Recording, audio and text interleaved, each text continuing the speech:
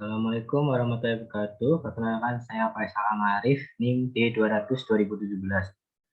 Di sini saya akan mempresentasikan karya tulis ilmiah saya yang berjudul Pengaruh Seduhan Teh Hijau terhadap kasus tuberkulosis di Rumah Sakit Dr. Un, Kecamatan Jebres, Kota Surakarta. Latar belakang, tuberkulosis merupakan penyakit yang utama penyebab morbiditas dan mortalitas. Infeksi tuberkulosis pada anak dan pasien tuberkulosis anak terjadi akibat kontak dengan orang dewasa yang sakit tuberkulosis aktif. Diagnosis tuberkulosis pada orang dewasa mudah ditegakkan dari pemeriksaan sputum yang positif. Faktor pertama tuberkulosis adalah faktor umur. Pada usia dewasa muda di Indonesia diperkirakan 75% yang tergolong pada kelompok usia produktif. Faktor yang kedua adalah jenis kelamin. Laki-laki lebih banyak diserang daripada wanita, karena sebagian besar laki-laki mempunyai kebiasaan merokok. Faktor ketiga adalah kebiasaan merokok yang dapat menurunkan daya tahan tubuh. Faktor keempat adalah kepadatan hunian yang merupakan faktor lingkungan terutama pada penderita tuberkulosis. Rumusan masalah, berdasarkan uraian di atas, permasalahan yang akan dikaji dan diteliti adalah apakah ada pengaruh seduhan teh hijau terhadap kasus tuberkulosis di Rumah Sakit Dr. Un, Kecamatan Jebres, Kota Surakarta. Tujuan penelitian yang pertama, tujuan umum untuk mengetahui pengaruh terapi akupunktur kombinasi dengan seduhan herbal kunyit terhadap penurunan tekanan darah pada kasus hipertensi di Posyandu Lansia, Kelurahan Cangakan, Kabupaten Karanganyar. Dua, tujuan khusus mendeskripsikan tuberkulosis pada subjek penelitian sebelum dan sesudah dilakukan terapi seduhan teh hijau di Rumah Sakit Dr. Un, Kecamatan Jebres, Kota Surakarta. Menganalisis pengaruh seduhan teh hijau terhadap karakteristik subjek penelitian sebelum dan sesudah dilakukan terapi seduhan teh hijau terhadap penderita tuberkulosis.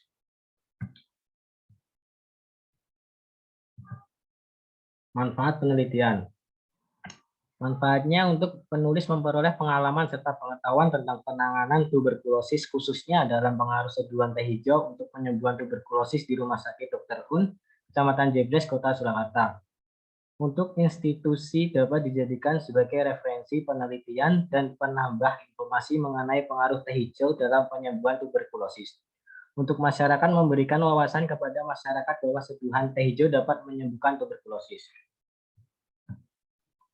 Tinjauan pustaka.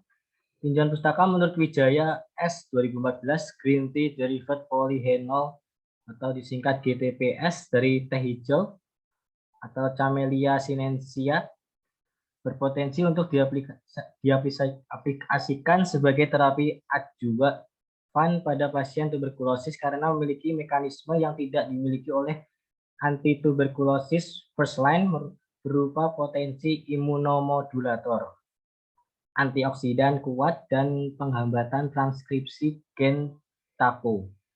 Tambahan pula teh hijau atau Camellia sinensis sebagai sumber GTPS terbukti aman karena tidak menimbulkan toksisitas dan efek samping, mudah didapat dan harganya relatif murah. Kajian teori.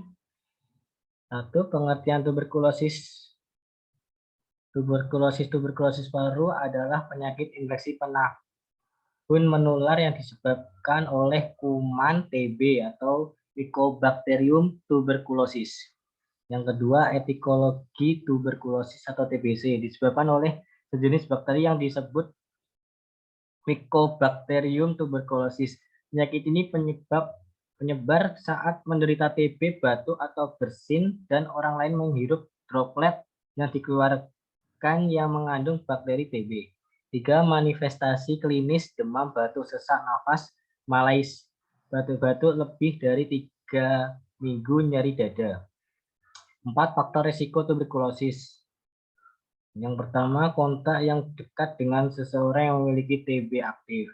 Yang kedua, status imunokompromit atau penurunan imunitas, misalnya lansia, kanker, terapi kortikosteroid, dan HIV. 3. Menggunakan narkoba suntikan dan alkoholisme. 4. Kondisi medis yang sudah ada sebelumnya termasuk diabetes, gagal ginjal kronis, silikosis, dan kekurangan gizi. 5. Orang yang kurang mendapat perawatan kesehatan yang memadai, misalnya tunawisma atau miskin, minoritas, anak-anak, dan orang dewasa muda. Patofisiologi menurut Wijaya 2014, seorang penderita tuberkulosis ketika bersin atau batuk menyebarkan kuman ke udara dalam bentuk droplet atau percikan dahak. 6. Tanda dan gejala batuk non-produktif pada awalnya dapat berlanjut sampai sputum mukopurulen dengan hemoptysis bertingkat yang dimulai dari rendah, keletihan, anoreksia, penurunan berat badan, keringat malam, nyeri dada, dan batuk penetap. 7. Komplikasi tuberkulosis tanpa pengobatan. Tuberkulosis bisa berakibat fatal. Penyakit aktif yang tidak diobati biasanya menyerang paru-paru, namun bisa menyebar ke bagian tubuh lain melalui aliran darah. Kerangka berpikir. Pertama, kerangka berpikir, tinjauan pustaka, metodologi penelitian. Penyusunan karakter teoristik, pengkajian teori yang digunakan, pembahasan penelitian yang relevan, metodologi penelitian, tujuan penelitian, tempat dan waktu penelitian.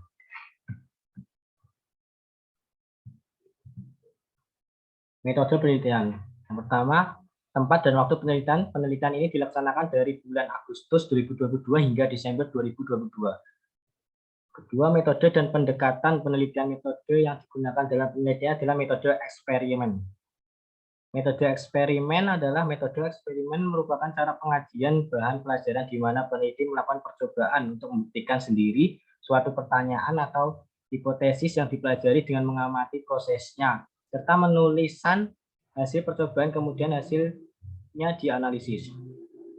Eksperimen merupakan keterampilan yang banyak dihubungkan dengan sains atau ilmu pengetahuan.